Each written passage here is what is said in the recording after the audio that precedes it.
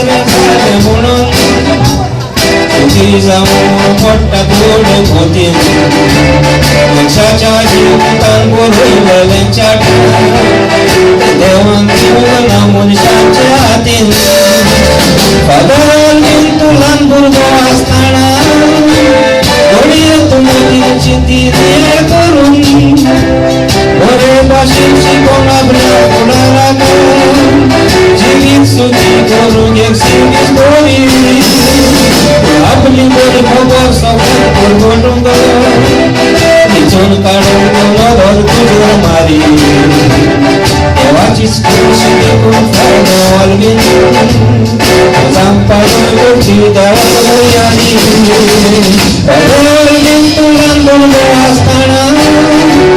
बोलतून मोठी जायते नेळ कोरी बरे भाषेची कोणाबऱ्या कोणाला जीवित सुखी सारोग्यत गोडी अपनी गोडी भोगो सगळं गोडगोटून निचून काढून दोनों तुझ्या मारी देवाचीच कृषी देखून फायदा वालवी सांपाडून गोष्टी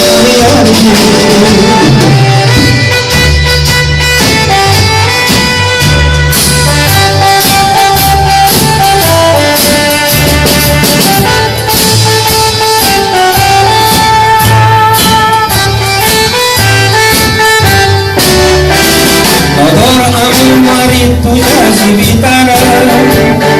जीवित काढण्याच्या मागाली तोंडात आसं काढून समजून पायताय त्याच्यात कोण असलो लोडागान पासून त्या जीवाच्या भरी नसताना आदान काय कोणी पडलं तुकान